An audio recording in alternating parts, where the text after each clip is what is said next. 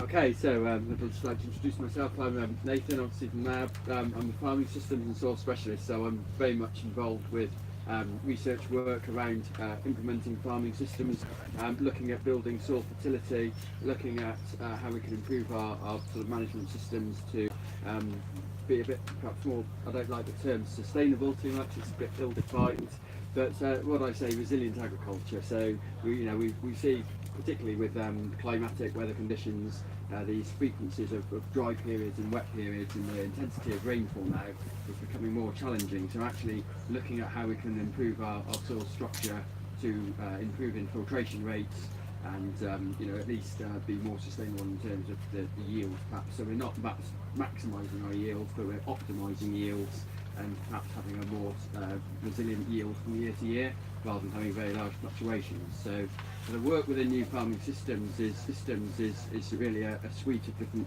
studies looking at cultivations, looking at rotations.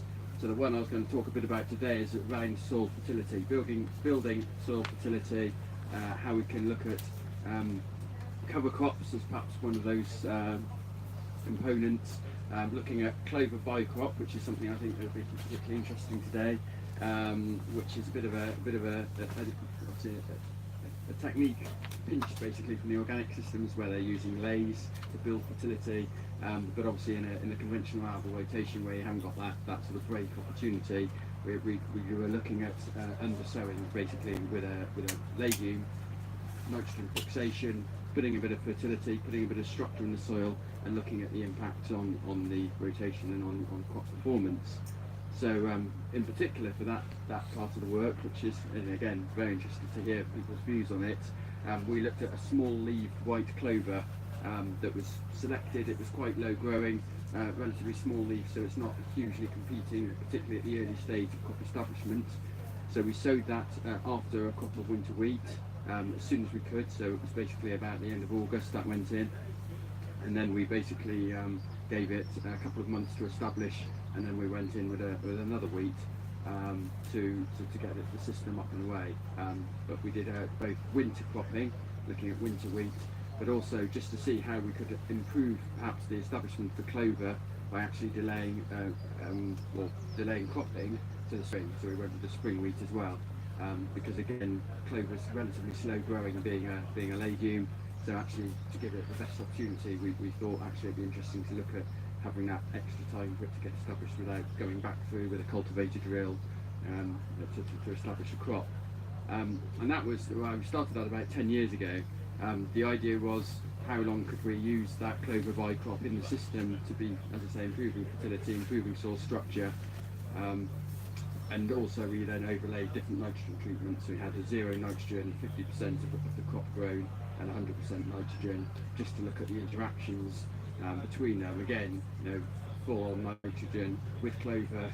We know clover is a bit sensitive to nitrogen, and obviously the crop itself is quite competitive, so it tends to shade the clover out. So 100% in a typical conventional system, 100% nitrogen use obviously is probably at odds with the use of clover. But actually, if we start thinking about where we might be going, there might be legislation or restrictions on nitrogen use. There might be alternative ways of actually improving that fertility, and actually using a legume to fix nitrogen may be an option. So probably around the 50% nitrogen is the one that's most interesting. And then we've basically just been looking at it through a rotation, so very much typically winter wheat with break crops, some spring, some winter break crops, and then seeing how it progresses. So over the time we've seen, particularly at the 0N, clover does very well. In winter wheat, we see typical yields of about 0.3, 0.4 tonne response with the use of that clover. But it does tend to diminish as you increase the nitrogen dose. So you're sort of 0.2% yield response at the 50%, and you're about 0.1 at the 100%. So it does peter out a little bit. But we do see other benefits, and this is one thing that you've probably heard several times today when we look about these building fertility, building these systems. Yield obviously is very important to us as farmers, as business people, but actually, looking at building resilience into our systems, looking at the soil structure, we've seen improvements in water infiltration. So we've seen almost a 100% increase in water infiltration where we've used the clover, which is obviously its rooting structure has opened up the pores in the soil, and we've seen a reduction of bulb density.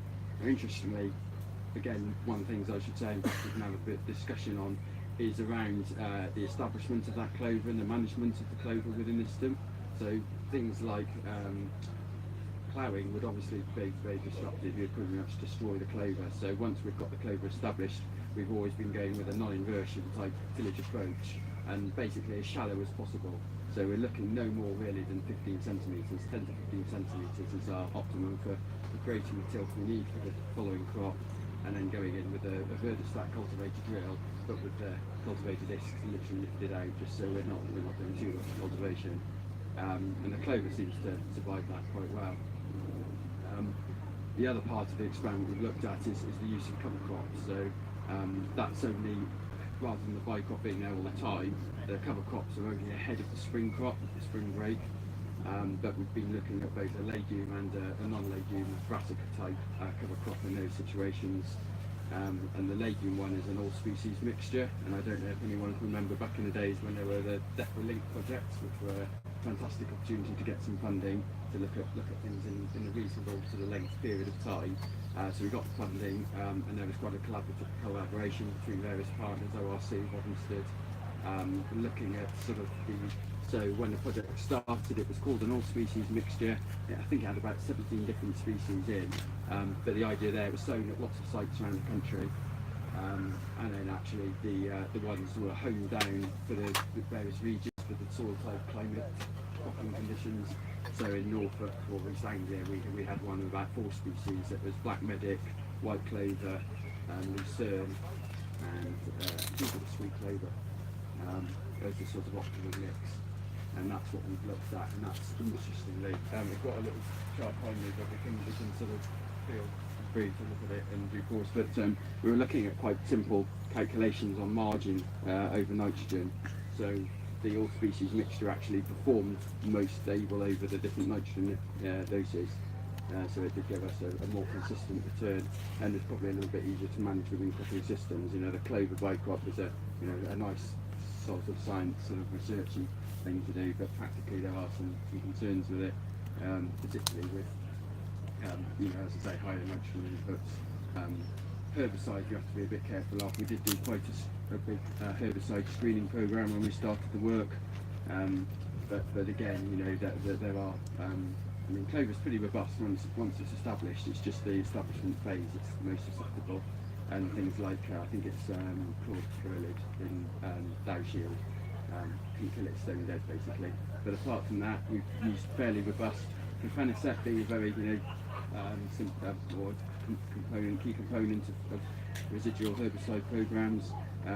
Once the clover is established, actually that can be applied at standard rate. Doesn't really cause too much of a problem. We've used a bit of glyphosate, sometimes pre-harvest, it's sort of like to desiccate the crop a bit, but also to knock the clover back, so it's what I call simulated grazing, so we're actually using herbicides, but again, with probably the focus more now on the environmental thing, but there's probably alternatives we can look at, but it's an interesting sort of philosophy around that. So, anyone's thoughts or experiences on? At which point is it, when you've got this permanent understory, at which point is it releasing nitrogen, and so knocking it back with glyphosate or grazing it, is that going to be beneficial? So the idea really with the pre-harvest sort of glyphosate was just to knock it back a bit with the hope that it will obviously release some nitrogen ready for the following crop if that was the autumn, the winter wheat crop. One of the challenges, and it's still, although there's quite a lot of science data out there, but actually it's a very complex issue with nitrogen turnover and cycling. So actually when we've got this, whether it's clover, whether it's another cover crop species, actually to do the end release and look at exactly when that's released, it's a bit of an unknown because of the variables, climate, the moisture content, it all plays a part in how quickly that breaks down and releases nitrogen. But typically it's for the clover, it's probably within sort of 6 months or so. And within 12 months that will be sort of fully utilised as long as you're growing crop. And one of the things that we found actually is just having that permanent cover is obviously with a root system is a very good way of not actually, releasing nitrogen and then losing it through leaching. It's actually kept within that soil profile. So once the crop is established and it's picking up the nitrogen, so it's not lost, if you like. Yeah. Did that go through a full? So it went through a full rotation. Did you have to reseed? So yeah, that's the thing we're probably learning more on than anything is the time. So obviously for the cost, basically, we would like to sort of establish it as little as possible, if you like, and see how long we can, if you like, ride the benefits. So the original intent, the original plan had been sow it at the beginning. So this was in 2008 we sowed it. And then we kept it in perpetuity for, well, we basically had 6 years probably, with it doing reasonably well. After 4 years it started to decline a little bit, particularly at the higher nitrogen rates, but it wasn't too bad. Then the last probably year or so it did start to get almost at the 100% nitrogen rates with the full canopy of the crop. You were struggling to find much clover in under storage. So then the question was, how should we go about reseeding it? Full-on reseeding, of course, is quite expensive. So because we were trying to look at these costs and how we could keep those down, we thought, okay, we'll do this sort of cheaper alternative system of establishment, and basically after harvest go in with a straw rake to level out the soil, get a bit of tilth, manage the residues to keep them fairly even so we don't have lumps of residue, and broadcast the clover on and roll it in. Again, not the most successful basically, so quite cheap but not the most successful. But so that's something we've learned. So this year we're now in the 11th year, and we actually decided it was time to actually take a bit of time. So we've actually drilled the clover, which has worked really well. We did this last autumn. It was a very good autumn, very open. We had moisture, we had temperature, so that really got the clover establishing well. And then basically, because we knew that the time before the following crop going in was quite critical to get a really good start, we've actually taken quite a drastic decision, which we might regret. I don't know. We'll look at the economics, but we've actually taken it out of production for a year. So we've actually got what we call a season-long cover crop for clover. So we've literally just established the clover. We're now, again, we're in an arable situation. If you're a livestock farmer, you'd actually probably be able to graze that and get a little bit of income from it. We are just topping it off every few weeks just to keep it down, and actually it's sort of growing quite thick now and fillowing out. And then the idea will be we'll probably spray that off in the next few weeks. Just with a bit of, well, we were debating this, we'll probably go with a bit of Breglone, just to burn it off rather than use glyphosate. Again, we don't really want it going down into the roots, we don't want to kill it, we just want to knock it back. So we'll probably knock it back and then go in with our, we're going into the autumn rate this year. So we'll see how that works. But yeah, the establishment and the time that it takes to establish is relatively tricky.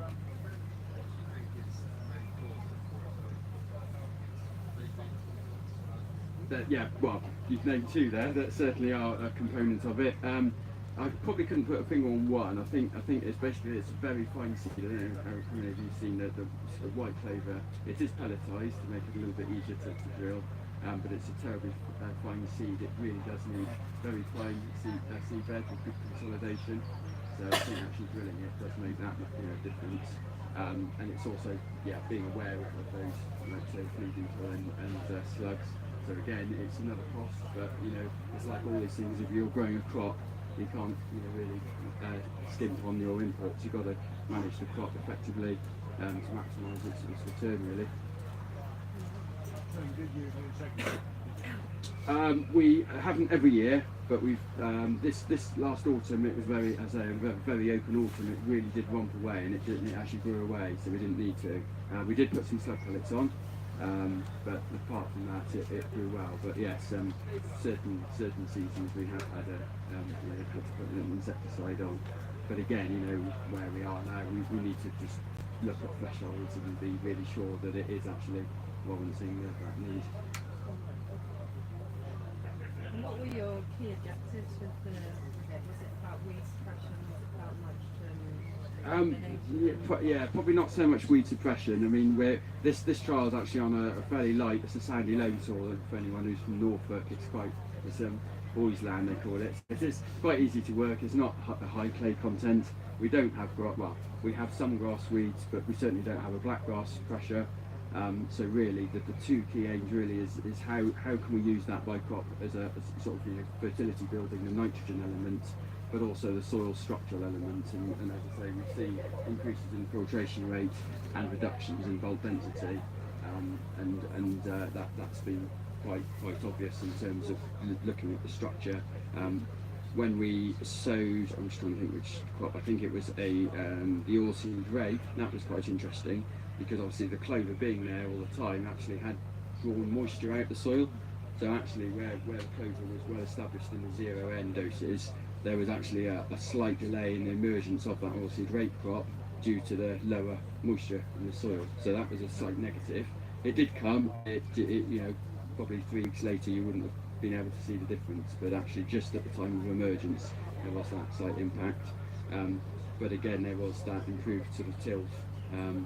So it's sort of, depends again, on your autumn and weather conditions. If you do get a very dry period, then actually that might have been quite critical. But with a bit of rain and stuff, it wasn't so critical.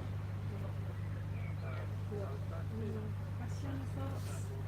In regards to plant health, obviously don't really have a play, but would that reflect in if we some of these fungicides now less effective, or we might even lose them, would there be any beneficial effect as regards to plant health without fungicides? It's an interesting question, very good question. I'm not sure. We'd have to sort of look at that in a bit. I mean, there's potential for, I think, improved sort of, with the nitrogen uptake, slightly improved crop vigor, which may aid a little bit to being less susceptible to disease, but I'm not sure.